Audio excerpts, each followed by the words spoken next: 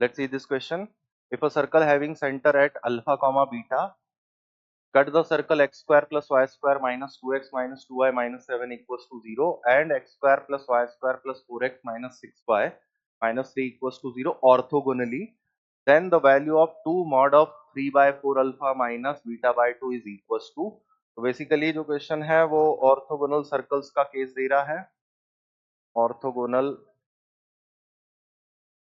Circles, अगर orthogonal होते हैं सर्कल तो centre to centre distance is equal to the radiuses के समीशन की इक्वालिटी लेती है. अब यहाँ पर हमें एक सर्कल जिसका सेंटर अल्फा कॉमा बीटा है वो इन दोनों सर्कल्स के साथ में ऑर्थोगोनल है. तो लेट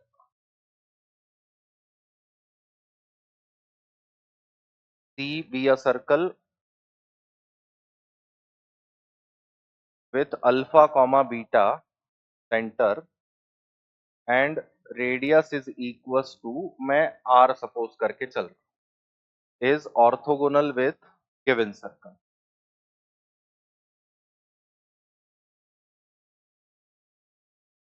तो क्या केस हो गया हमारे पास में, इस पहले वाले सर्कल का सेंटर मैं बोल देता हूं C1 है और C1 है आपके पास में 1,1. इसकी जो रेडियस है वो R1 बोल दी और R1 रेडियस चल रही है कितनी, 3 के इक्वल. सेकेंड वाला सर्कल जो है इसका सेंटर हम C2 बोल देते हैं. C2 सर्कल हो गया आपके पास -2,3 और इसकी रेडियस हमने R2 बोल दी, ये हो गई 9 प्लस 4 13 प्लस 3 4 के इक्वल. तो अब हमारा जो सर्कल है जिसका सेंटर अल्फा कॉमा बीटा है वो इन दोनों के साथ ऑर्थोगोनल कंडीशन रखता है.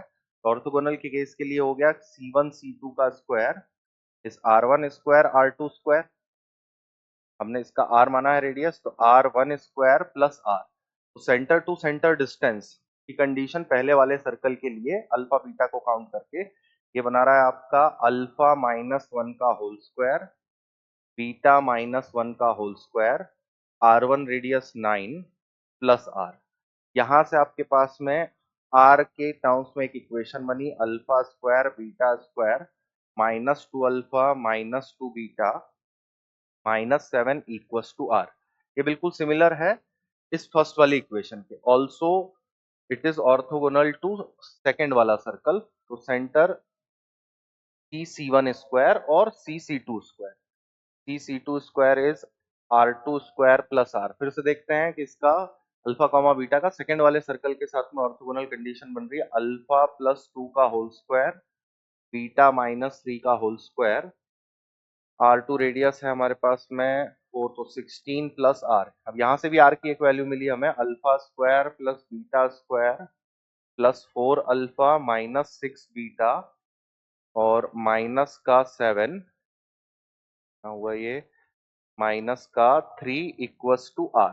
ये दोनों R के इक्वल हैं तो दोनों को मैंने इक्वेट करवा दिया, equating first and second by 1 and 2. मेरे पास कंडीशन आती है अल्फा स्क्वायर बीटा स्क्वायर तो कैंसिल हो गया, ये बन रहा है मेरे पास -2 alpha -2 beta -7 equals to 4 alpha -6 beta -3. Beta उधर ट्रांसफर करके इक्वेशन बनी 6 अल्फा -4 बीटा, ये इधर लाए हैं हम तो माइनस का 4. अब केस देखिए जो वैल्यू हमसे पूछी हुई है वो इसके साथ में मैच हो रही है. अब मैच हो रही है का मतलब कैसे, अगर मैं 4 को डिवाइड कर देता हूँ, जैसे ही 4 को डिवाइड किया तो 6 alpha by 4 minus 4 beta by 4 equals to -1. अब इससे मुझे 3 बाय 4 अल्फा और बीटा बाय 2 बनाना. तो अब इसके लिए हमने क्या किया, हम कॉमन ले ले अगर 2 का फैक्टर तो ये कुछ बन जाता है. नेक्स्ट पेज पे ले लेते हैं 6 alpha by 4 -4 beta by 4 equals to -1. जो पूछा हुआ है उसके जैसा दिखाने के लिए 2 कॉमन लिया तो 3 अल्फा बाय 4 -2 बीटा बाय 4 का मॉड अगर ले रहे हैं तो ये वैल्यू 1 हो जाएगी और 2 times of mod of 3 alpha by 4 minus beta by 2 is equals to 1. यही आपसे क्वेश्चन में पूछा हुआ है. अकॉर्डिंगली इसकी वैल्यू कितनी होगी तो ये वैल्यू कैलकुलेट करके 1 बन रही है.